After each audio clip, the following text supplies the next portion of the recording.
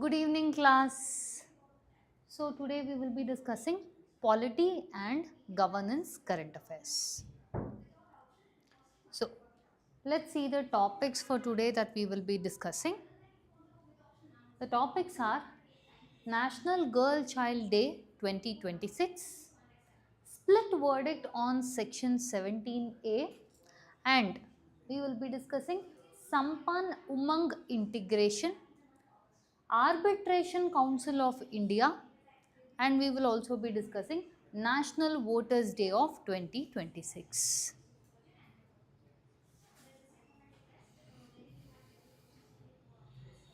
Sit. No, my bottle I forgot my Okay. Okay. Thanks. So the first topic of the day will be National Girl Child Day. January 24th is celebrated as National Girl Child Day. Now look at this. National Girl Child Day is observed on January 24th since 2008, since it promotes awareness about, here as we can see, girls' right, empowerment, equal opportunity, all these things. What exactly are we trying to discuss?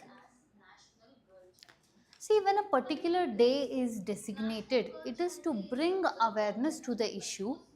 First thing. Second thing, you have certain aim as to if I am, let's say, we brought the concept as Bal Vivah Mukt Bharat, which means my objective is to spread awareness about reducing child marriage, and also by 2026 at least 10% of it though I have to reduce.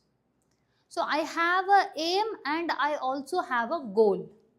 So that is the whole objective behind something as National so and so day. So today we will be discussing National Girl Child Day. Look at this. Why exactly is in use? Because 24th January every year is observed as National Girl Child Day. We have been doing this since 2008.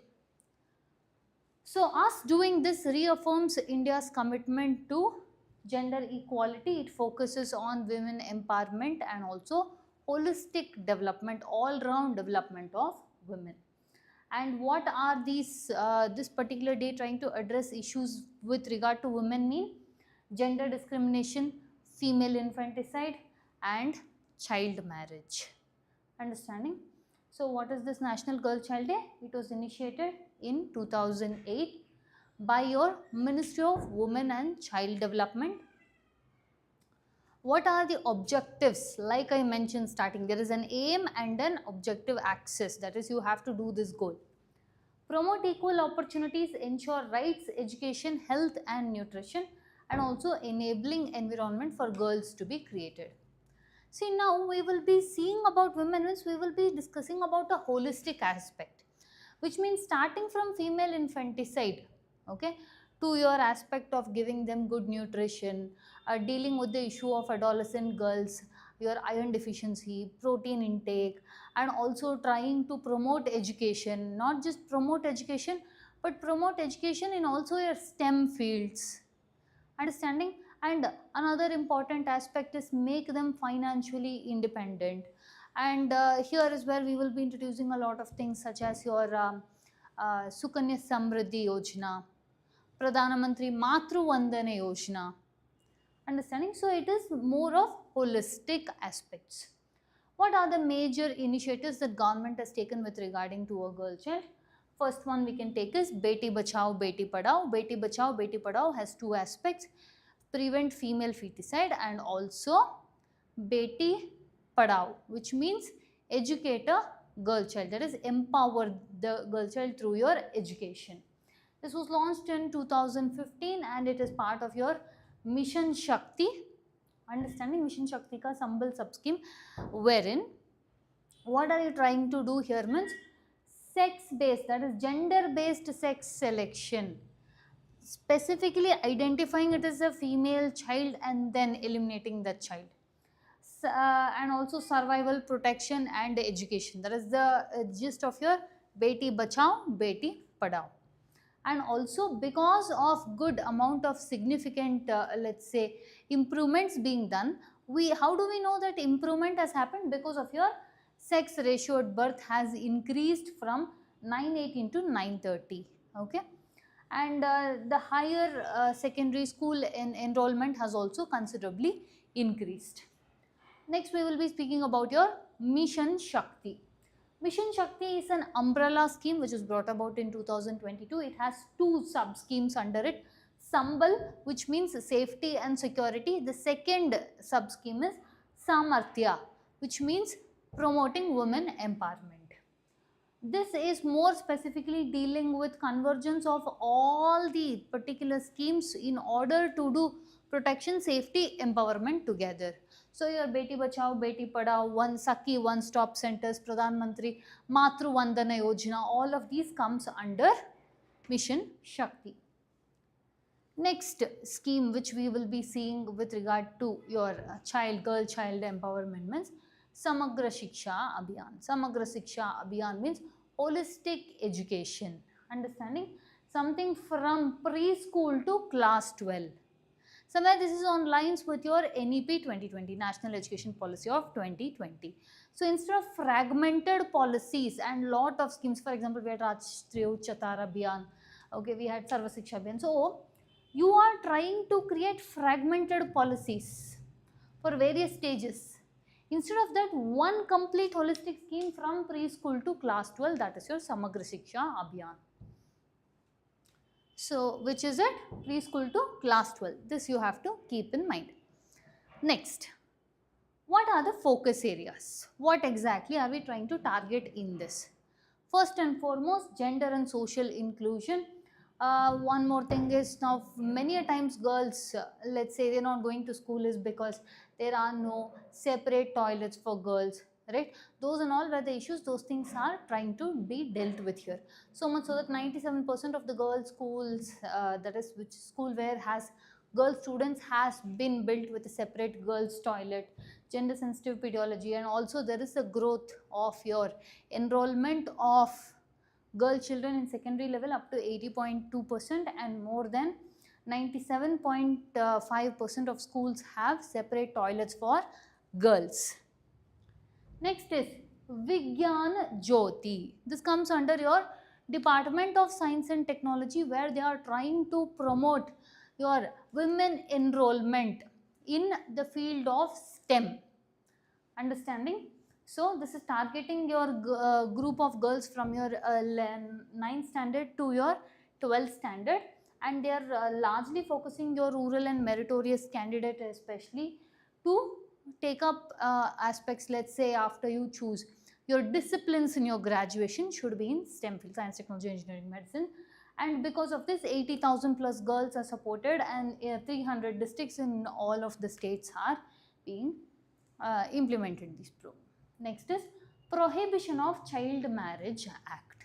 This is one very important aspect with regarding to India in trying to curb your child marriage. Now when we tell curb your child marriage, we also have lot of awareness campaign, that is Bal Vivah Mukt Bharat. In this, what is the target? Means you will make India child free by 2030. But there is also an immediate goal. You will try to reduce this child marriage at least by 10% by your 2026. This was started in your 2024. Next is your scheme for adolescent girls. Now scheme for adolescent girls means age group of 14 to 18 years is adolescent girls. One of the common complaint is your iron deficiency, nutritional deficiency, protein deficiency. So this is trying to curb all of those together. Where you are focusing this in aspirational districts and northeastern districts. What are you trying to do? You are trying to focus on nutrition of at least 600 kilocalories per day, which means somewhere around 18 to 20 grams of protein to be given. Alongside that, you will be having your health checkups, and you will give them upskilling, understanding, and not just in your conventional zones alone. Alongside this, you will also be putting them on portion tracker. This will be combined with your folic acid, supplements, understanding, all these put together. Next is Sukanya Samriddhi Yojana. In Sukanya Samriddhi Yojana, this was launched in 2015. Again, Beti Bachao, Beti Padhao under the objective of reducing female infanticide, and one of the ways lot of the female infanticide is done is because seeing women as more of a economic burden, financial burden or financial dependence. So what they started of doing was introduce Sukanya Samriddhi Yojana. It is a dedicated bank account for girl child, so that by the time she comes to 18 years of age, she can use that money for higher education or any further attributes. So this is for education and marriage savings. So 4.2 plus crore accounts have been created, and also this brings in lot of financial inclusion. Look at this. Bal Vivah Mukt Bharat means we are moving towards a child marriage free India. In that, at least total prevented are 2153 cases. Kasturba Gandhi Balika Vidyalayas, where the total enrollment of girls has increased very significantly, and it is not a very drastic, but it has been consistent growth. Next, one more aspect with regarding to your initiatives for your girl children is ensuring safe menstrual practices. So women here we are targeting is in the age group of 15 to 24 years. What are you trying to do? Hygienic methods during your menstruation.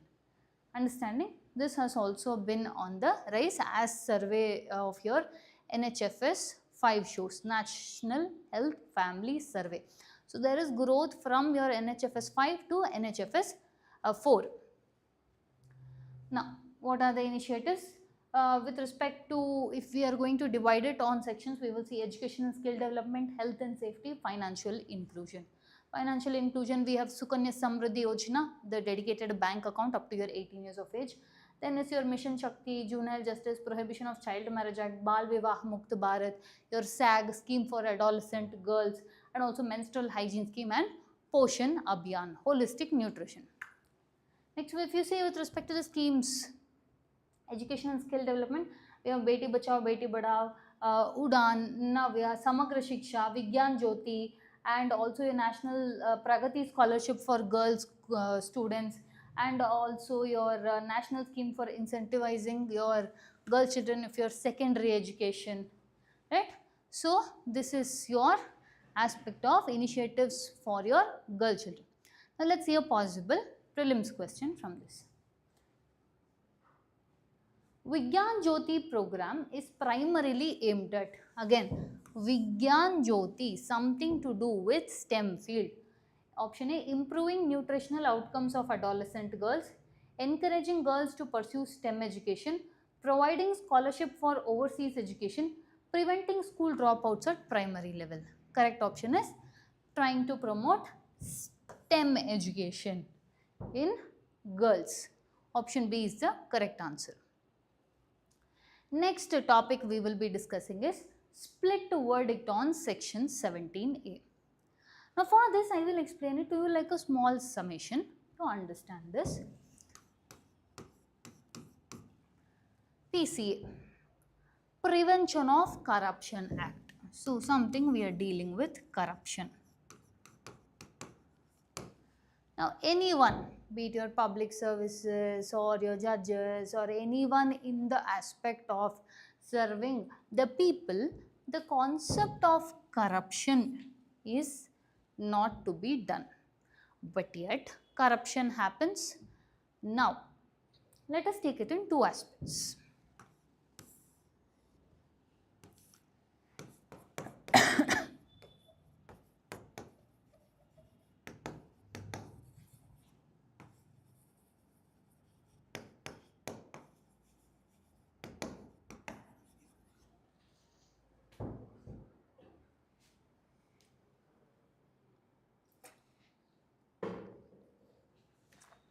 Let's take up this aspect like this. Now, let's say in this scenario, there is honest officials, but there are a lot of frivolous, malicious complaints which have been lodged against him.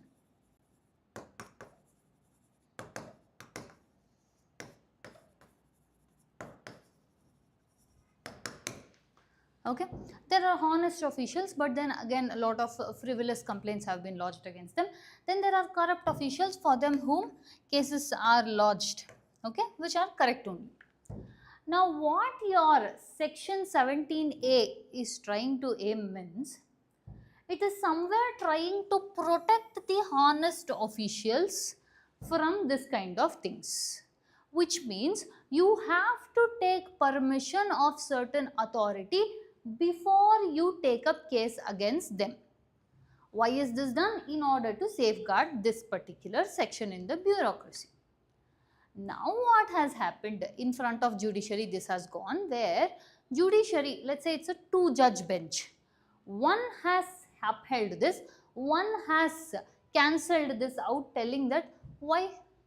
It is violative of Article 14, equality before law. And also they have already sufficient amount of protection in one more thing we will introduce, section 19.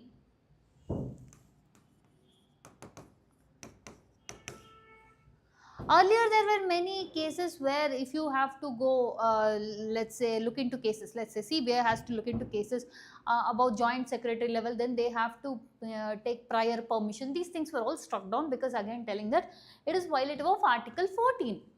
Now this provision also, okay, will be looking like yes, it is violating your Article 14 is one argument. Another argument is no, we are trying to protect honest officials from this malicious or frivolous complaints.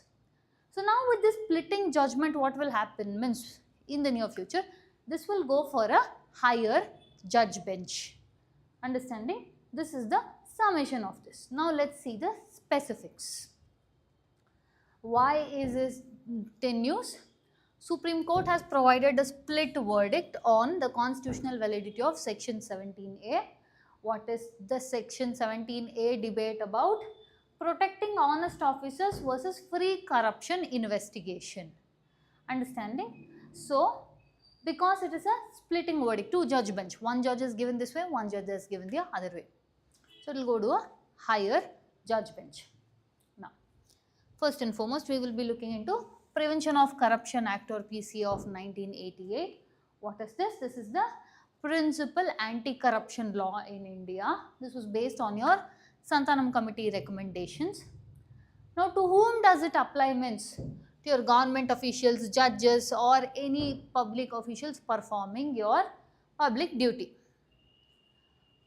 What and all offences are covered under your Prevention of Corruption Act means bribery, taking undue advantage because of the power, and also criminal misconduct and abuse of official position. Now what is this section 17A of your PCA, that is Prevention of Corruption Act of 1988. First and foremost, this was not originally there, this was inserted by your 2018 amendment. What is this section 17A?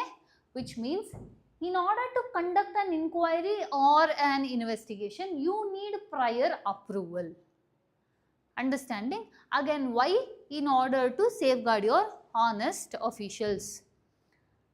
Now this will apply to all the officials, okay, with regarding to your public service pay, whoever is there. Now, they should take the permission, or who is the approving authority means here it is the concerned state government. Understanding? Now if you are going to look into corruption case on a particular public official means you have to take the prior approval from your state government. What is this? To protect bona fide decisions, just to make sure that people are not, or honest officials are not put under these things by your malicious or frivolous complaints. So to prevent vexatious complaints. Again, what does it do? Play it safe syndrome in bureaucracy is what this is indicating, like we discussed this story earlier. Now, section 17A versus section 19, which means the judges who give splitting decisions with regarding to this, one upheld the constitutional validity of this, but they told instead of your concerned state government, it should be by your authorities which are like, let's say, Lok Adalat, your Lokayukta. Understanding? But another judge, Justice Nagaratna, ended up cancelling it out, telling that there is ample protection in section 19 itself. What is the need for again section 17A? So what is this section 19 or section 17A means? You have to get the approval or prior permission before investigation according to section 17A. Now according to section 19, this is you will get the approval or prior permission before prosecution in court. So the difference is here investigation can happen, but only for prosecution time you get permission. But in this case it is even before you start the investigation, which will compromise or which could compromise, which may compromise your your corruption investigation, anti-corruption. Understanding? This is the issue at hand. So Justice K.V. Vishwanathan held it on conditional validity that the approval should not be from your state government, whereas your section 17A constitutionally valid, and they have also held that it is because it shields honest officers. What are the conditions? Approval must be based on independent authority opinion, like I told you, your Lokpal for your central officials and Lokayukta for your state officials. So government alone, here who was the approving authority? It was only state government, right? Now Justice K.V. Vishwanathan has upheld this. I told you it was 2 judge bench. One judge is K.V. Vishwanathan, one more is Justice Nagaratna. This person has upheld it, but conditionally, which means approval should not be only from state government but from your Lokpal and Lokayukta. Okay. Next, what is the splitting opposite verdict is from your Justice B.V. Nagaratna, who struck down your section 17A claiming it is unconstitutional, is because they are telling it is violative of Article 14 equality before law, and even called this as a old wine in a new bottle. They have already enough protection in section 19. Why do they again need section 17A? This extra shield will block the investigation process itself. Okay. So this is what your Justice Nagaratna has struck it down. So there is splitting views on this particular verdict. Now there were few other judicial precedents which will help us understand the case more. That is Vinit Narayan case in 1998, where judiciary struck down the directive that held that you have to take approval before investigation. Understanding? Now for this they held that this create for whom means, let's say for people who are above joint secretary level. Understanding? Now if you do this creates an unnecessary protected class. And why is it needed? What is the constitutionality or logic behind telling that joint secretary and above you have to get prior permission? So they held that this will hamper your independent probe, and they struck it down. Next is a Subramanya Swamy case of 2014, where again they struck down section 6A of your DSP Act, nothing but prior approval to investigate joint secretary and above, like the one I just told before. And also what is the reason? Irrational classification. What is the need? Understanding? So this prevents your free corruption investigation. So let's see a possible prelims question from this particular topic. The preliminary objective behind introducing section 17A was, I told you, Prevention of Corruption Act पे section 17A was introduced in 2018. Why is the question?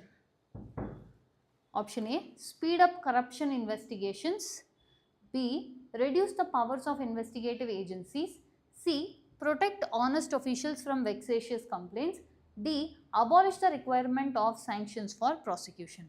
The correct answer is C, protect honest officials from vexatious complaints. So much so that judiciary has even held that then if you are feeling that you have to protect them from vexatious complaints, then give a higher punishment or fine for filing malicious complaints. So this will deter them. But rather than giving this, section 17A is what they have held.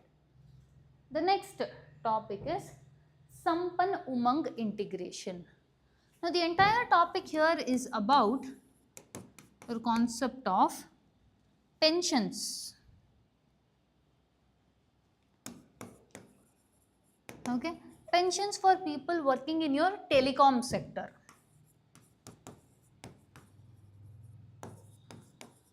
Alongside this, provide grievance redressal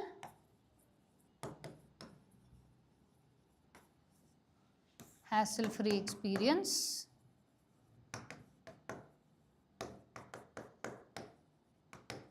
And also we move ahead in your digital connectivity.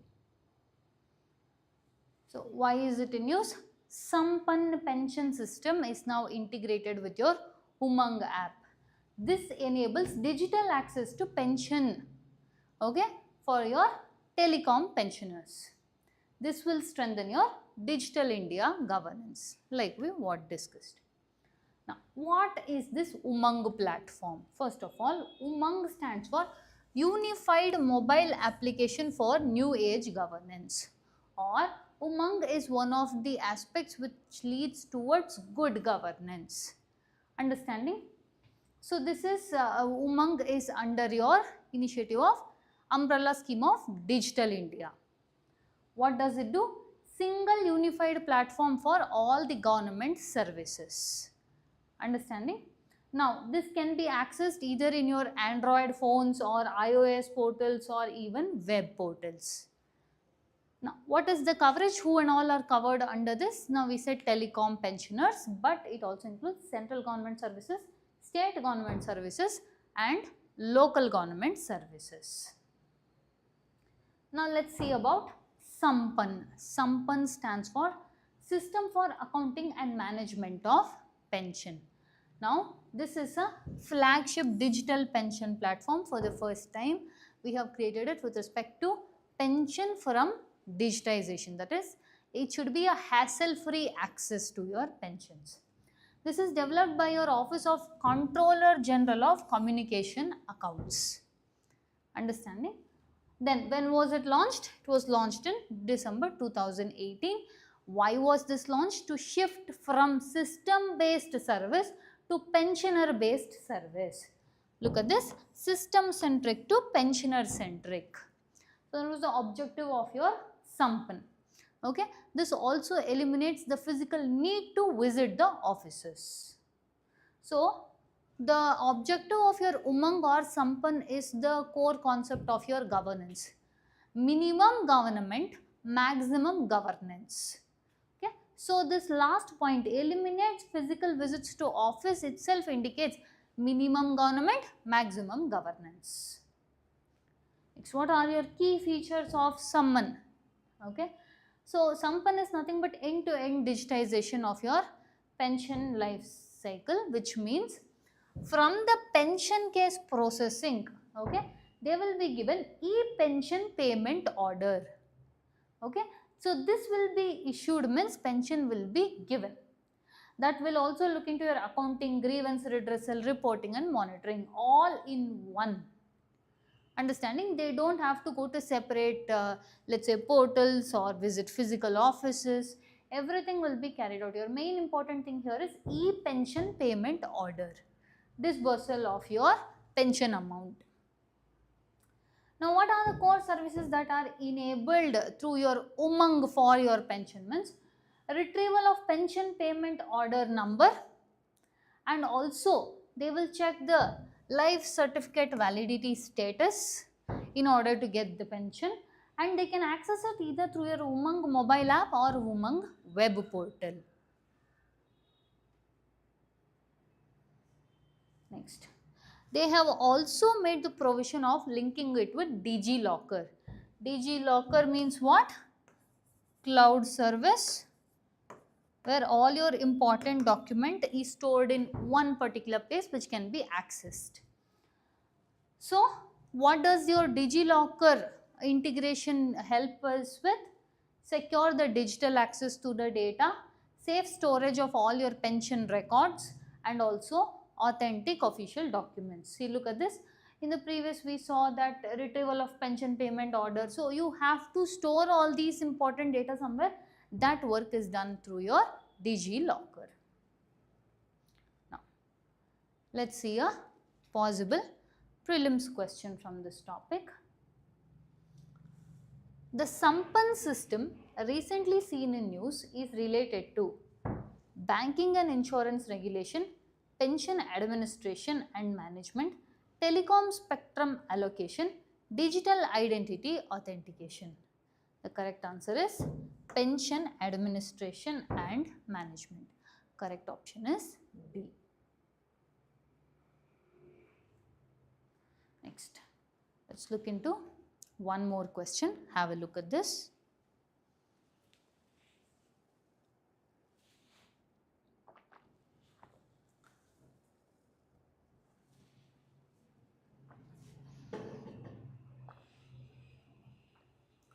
With reference to Sampan, consider the following statements.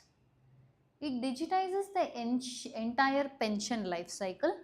We know that the aspect of entire pension cycle is brought under Sampan. It is applicable only to defense, this is the second one. It provides for e-pension payment order or e-PPO issuance. This is correct. Third statement, it is applicable only to defense functionaries. In everything that we discussed, did we ever use the word that it is applicable only to defense pensioners? We are speaking this about telecom pensioners, not defense pensioners. Okay. So the third statement is wrong. The correct option are 1 and 2 only. Next topic is Arbitration Council of India. Look at this.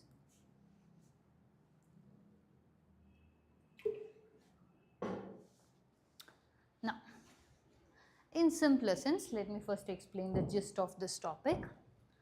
Arbitration Council of India or ACI. An act was passed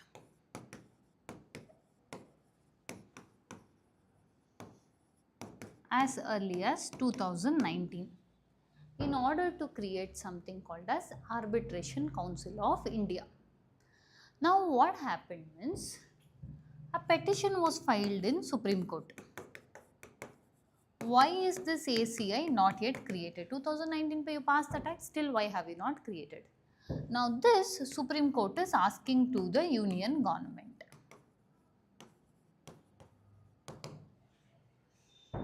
Okay. Now, first let's take the concept of Arbitration Council of India.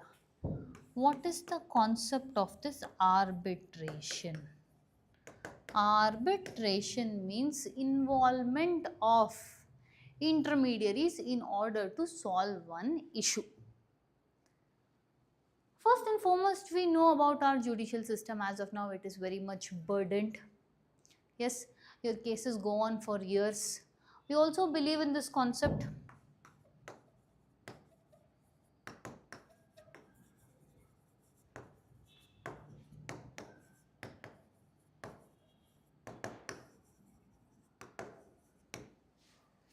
Justice delayed is justice denied.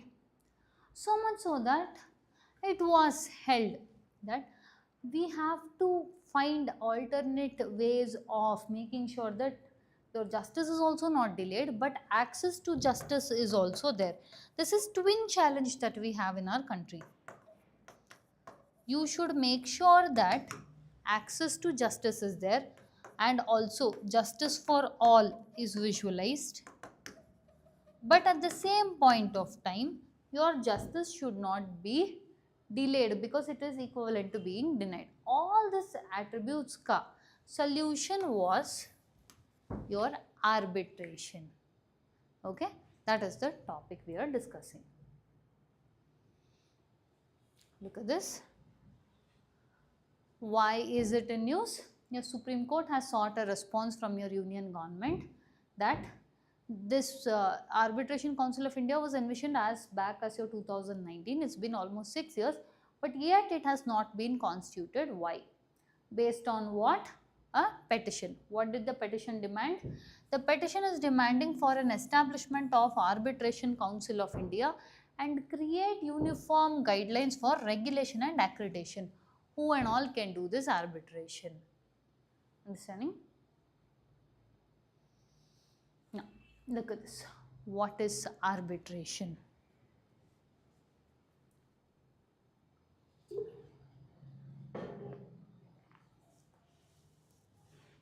Arbitration, the key word is, it is a voluntary, private, binding dispute resolution. Understanding the whole point you are going seeking for justice is because there is some dispute, be it any sort of cases, right? There is some dispute, you want to resolve that. So you are going to the judicial system, and this is where I told you it is very much taking longer time, pendency cases are higher, right? The number of judges are also less. All this will be the background. So immediately what we can do is find one good alternative, that is your arbitration. This is outside of your traditional court litigation, which means it is very fast. So much so that there has been a lot of timelines given earlier. They said the entire process has to be completed within 90 days. Then they went ahead and made amendment telling no, from the day that case is taken up within 90 days it has to be solved. Then there was a fresh set of changes telling that no, from the day it is filed within 90 days you have to solve, so that it will be fast movement of cases. Understanding? So what we are trying to explain is your arbitration is justice access is there, and also in lesser time period, not too time consuming. What can your arbitration be used for? Commercial disputes, civil disputes, international disputes, not your criminal disputes. Understanding? For that no arbitration. Next, let's see your Arbitration and Conciliation Act of 1996. This particular law is the principal law on arbitration and conciliation. What is it based on? Means your concept of model law conciliation, okay, with regarding to your international standards. To whom and all, or to where and all will it apply to? Means domestic arbitration, international and commercial arbitration, and also for conciliation. Understanding? Now, Arbitration Council of India concept. If you see, this particular body is pursued under a statutory body. Okay, it is provided under part 1A, wherein what we are trying to tell means it is inserted by Arbitration and Conciliation Amendment Act of 2019. The whole concept of this Arbitration Council of India was based on the recommendation of Justice B.N. Shri Krishna Committee in 2017. Based on your Shri Krishna Committee recommendations, Justice B.N. Shri Krishna Committee recommendations pe this concept of Arbitration Council of India was to be brought about. But it has not yet been constituted. If it will be constituted according to this act, then it will go on to become a statutory body. Now, what is the composition of your ACI?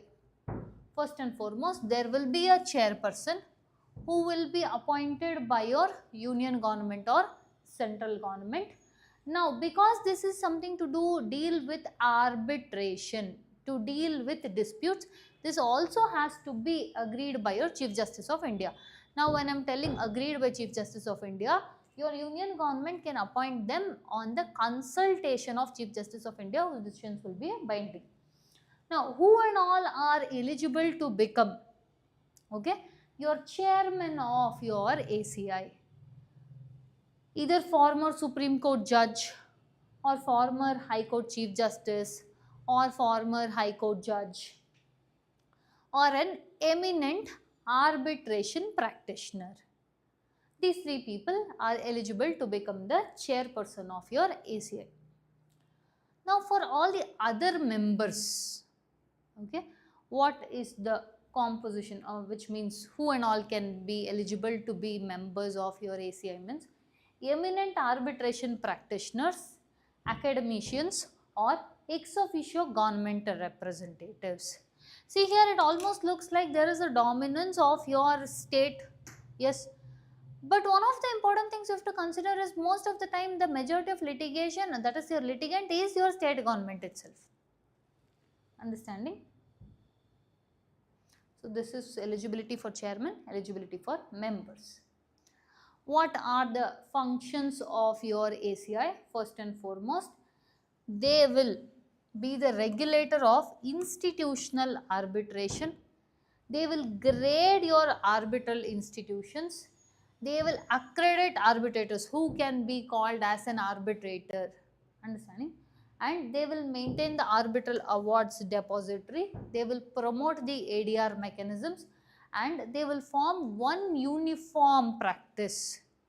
Understanding? And policies for this, so that it will be more of compliance will be on uniformity nature. Now there was a draft bill introduced in 2024 for your arbitration and conciliation amendment. What are those means? It redefines arbitral institution. Earlier what was the difference between your earlier mechanism 2019 wala and your 2024 wala? The first thing is, for the formation of this, your judiciary is mandatory, right? Here there is no court designation required for that, the 2024 amendment draft.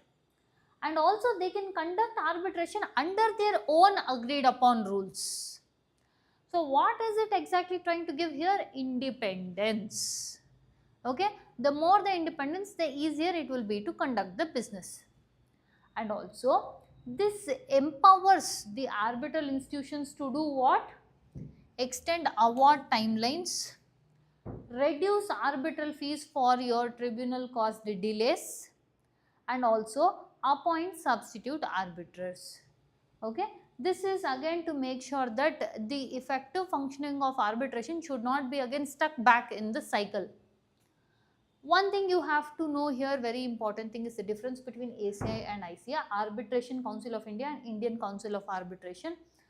Arbitration Council of India is a statutory regulator under your 2019 Act, and Indian Council of Arbitration is a non-governmental arbitral institution. There has also been a constant push for reforms to be done.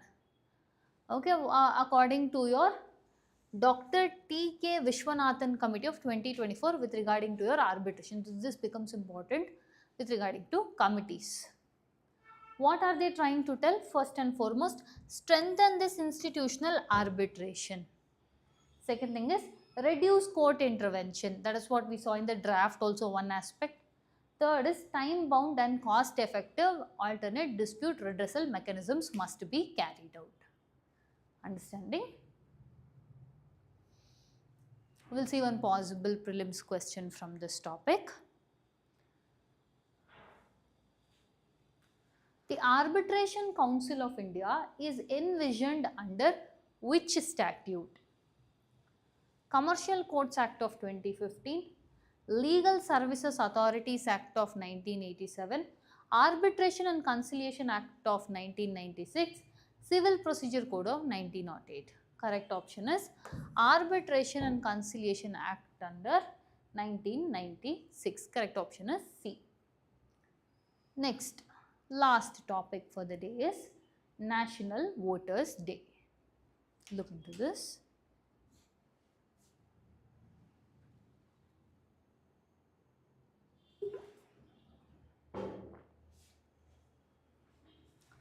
Why is this topic we are looking into? First and foremost, the President of India presided over this meeting. Before that, what exactly is this National Voters Day we are celebrating? We are celebrating this in order to showcase the day your ECI came into picture, Election Commission of India. So there was a voters pledge which was taken in 2026. What was this voters pledge? Look at this. We, the citizens of India, having abiding faith in democracy, hereby pledge to uphold the democratic tradition of our country and the dignity of, look at this is the most important one, free, fair and peaceful elections. Judiciary many a times has held that free and fair elections is very important to our country to maintain a democratic structure.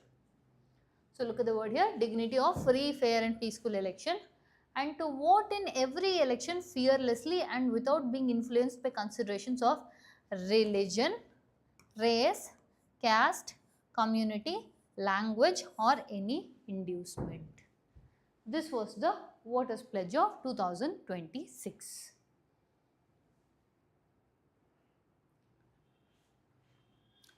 So why is this particular topic in news? Because the President of India presided over National Voters Day in 2026. When is National Voters Day observed? It is on 25th January.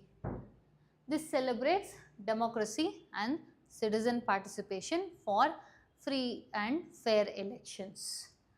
Why are we celebrating National Voters Day on 25th January? Because this marks the foundation or beginning of ECI, which is Election Commission of India, a constitutional and in fact they are called as bulwarks of Indian Constitution. One of these is your Election Commission. So National Voters Day is observed every year on 25th January. Why? Because your Election Commission of India was established on 25th January 1950 according to your Article 324. So this article becomes important for you to keep in mind. What are the important highlights of your National Voters Day 2026? The theme of National Voters Day for 2026 was My India, My Vote. Okay, and there was a tagline for this. What was it? Citizen at the heart of Indian democracy. This was the tagline for your National Voters Day of 2026. What exactly are they trying to do with your National Voters Day? Again, bring awareness and participation. They are focusing on new voters and increased youth participation in elections. And this is one of the outreach or a mass awareness programs created by your Election Commission of India. Now, first and foremost, if you see, there were many initiatives and events which were conducted in your National Voters Day of 2026. What is that? Means Best Election District Awards were distributed. Based on what? Okay, based on what these awards were given means technology usage, election management, voter awareness and your MCC enforcement, Model Code of Conduct enforcement. To which states? Bihar, Kerala, Tamil Nadu, Odisha, Gujarat, Meghalaya, Mizoram, Uttar Pradesh, Jharkhand and Delhi. Understanding? So these were given awards based on these criteria. Next, they also released a publication for your National Voters Day of 2026. What is it? 2025 is an year of initiatives and innovations, which means Chunav ka Parv, Bihar ka Garv. So somewhere we are talking about SIR. Okay, Special Intensive Revision. Now first and foremost, let's see how electoral changes has happened over the years. In your 1993, your Election Commission of India introduced something called as EPIC card. EPIC card means your it is more like EPIC card but photo identity card for voters. What would happen means, your photo would not be visible on the voter ID, so which means the duplication could happen. So now with the photo being present, that particular aspect could be reduced. Next is in 1998, they introduced EVMs, electronic voting machines.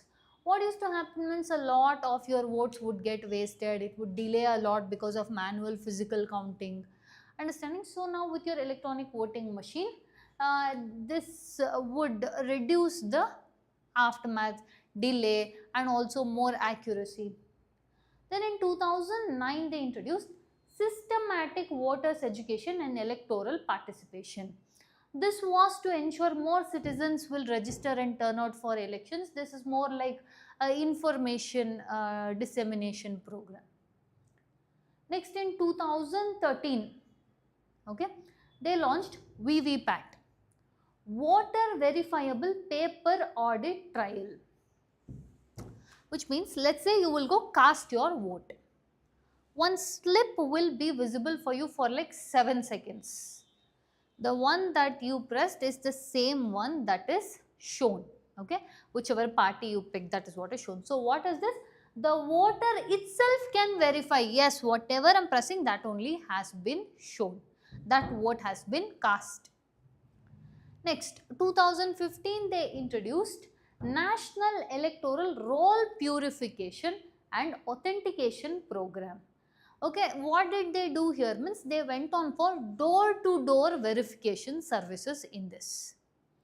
Next, in 2018, they introduced ERO-NET, which means your election officials decided that your digital form of processing is available in 14 different languages. Next, in 2018 was very important is because they brought accessible elections for persons with disabilities, which means your braille based, right? So, people affected with disabilities, blindness, etc., they also could cast their vote. Next, in 2018, they started C-Vigil app. What is it?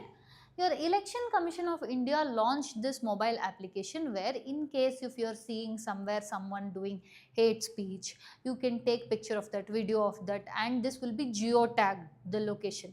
So this will be there. Then your Election Commission of India told that you have to take action, okay, within a particular number of hours.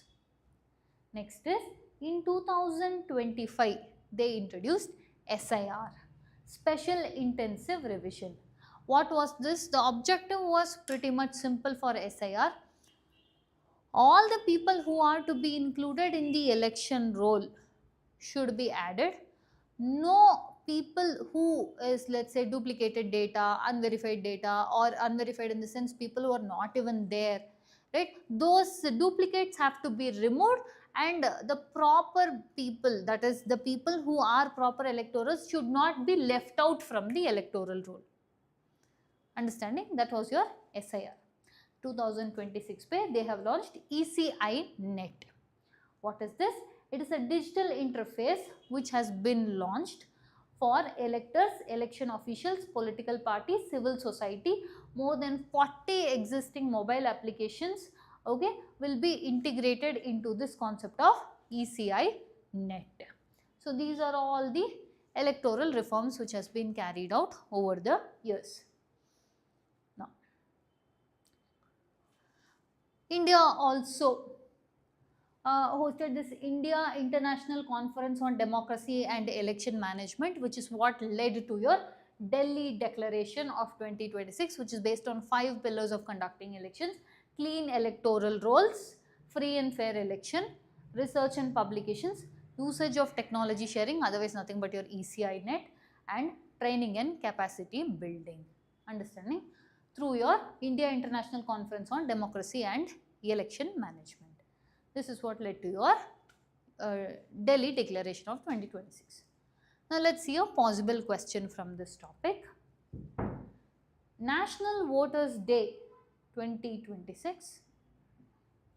National Voters Day 2026 marks the establishment of which of the following? Supreme Court of India, Election Commission of India, Constituent Assembly of India, or Parliament of India. 25th January is celebrated as your National Voters Day to mark the establishment of Election Commission of India. The correct option is B. Next, one more last question, bear with me. Now, with reference to National Voters Day, consider the following statements. It promotes voter enrollment and awareness. Yes. It focuses especially on new and young voters.